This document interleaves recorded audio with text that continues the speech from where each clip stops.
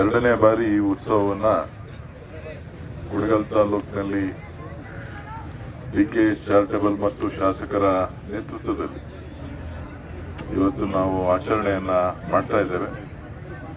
ಈ ಒಂದು ಸಂದರ್ಭದಲ್ಲಿ ಕಸ್ಬಾ ಹೋಬಳಿನಲ್ಲಿ ಸೇರಿರ್ತಕ್ಕಂಥ ಎಲ್ಲ ನನ್ನ ಆತ್ಮೀಯ ಕ್ರೀಡಾಭಿಮಾನಿಗಳೇ, ಎಲ್ಲ ಕ್ರೀಡಾಪಟುಗಳೇ, ಎಲ್ಲ ಹಿರಿಯರೇ, ಎಲ್ಲ ಸಹೋದರ ಸಹೋದರಿಯರೇ, ಸ್ನೇಹಿತರೆ, ಮಾಧ್ಯಮದ ಗೆಳೆಯರೇ, ಯುವಕರೆಲ್ಲ ಸಂಘಟನೆ ಆಗ್ತಕ್ಕಂಥದ್ದು ಕೇವಲ ಮೈದಾನದಲ್ಲಿ ಮತ್ತು ಸಾಂಸ್ಕೃತಿಕ ಕಾರ್ಯಕ್ರಮಗಳಲ್ಲಿ ಮಾತ್ರ.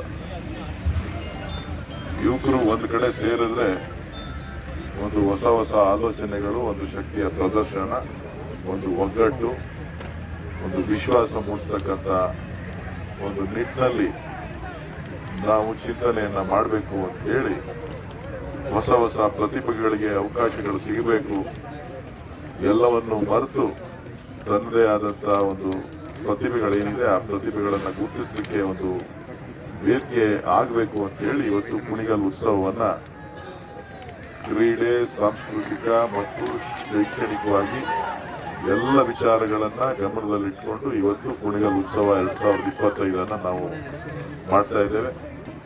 ಕಲ್ಯಾಣೋತ್ಸವ ಮಾಡಬೇಕು ಅಂತ ತೀರ್ಮಾನ ಮಾಡಿದ್ದಾರೆ.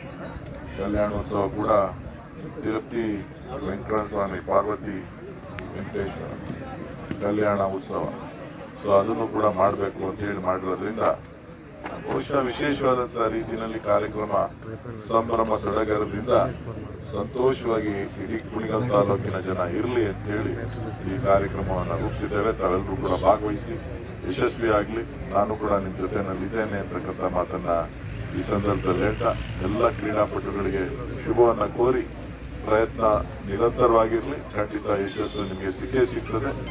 ಇವತ್ತು ಸಿಗಲಿಲ್ಲ ಅಂದರೆ ನಾಳೆ ಸಿಗುತ್ತೆ, ನಾಳೆ ಸಿಗಲಿಲ್ಲ ಅಂದರೆ ನಾಳೆ ಸಿಗುತ್ತೆ. ಸೋಲು ಗೆಲುವಿನ ಭಾಗ.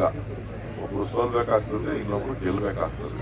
ಕ್ರೀಡೆಯಲ್ಲೂ ಸೋಲ್ಬೇಕಾಗ್ತದೆ, ಎಲ್ಲ ರಂಗದಲ್ಲೂ ಕೂಡ ಸೋಲ್ಬೇಕಾಗ್ತದೆ, ರಾಜಕೀಯದಲ್ಲೂ ಸೋಲ್ಬೇಕಾಗ್ತದೆ, ಗೆಲ್ಲಬೇಕಾಗ್ತದೆ. ಆದರೆ ಪ್ರಯತ್ನಗಳು ನಡೀತಾ ಇರಬೇಕಾಗ್ತದೆ. ಆ ಪ್ರಯತ್ನಗಳು ತಮ್ಮೆಲ್ಲರ ಆಶೀರ್ವಾದದಿಂದ ಮುಂದಿನ ದಿನಗಳಲ್ಲಿ ಫಲ ನೀಡುತ್ತದೆ ಅಂತಕ್ಕಂಥ ಮಾತನ್ನ ಹೇಳ್ತಾ ತಮ್ಮೆಲ್ಲರಿಗೂ ಶುಭ ಕೋರಿ ನನ್ನ ಮಾತನ್ನು ಮುಗಿಸ್ತಾ ಇದ್ದೇನೆ. ಮತ್ತೊಮ್ಮೆ ಕುಣಿಗಲ್ ಉತ್ಸವ 2025ಕ್ಕೆ ತಮ್ಮೆಲ್ಲರಿಗೂ ಕೂಡ ಸ್ವಾಗತ ಮತ್ತು ಶುಭಾಶಯಗಳನ್ನು ಕೋರ್ಲಿಕ್ಕೆ ಬಯಸ್ತೇನೆ.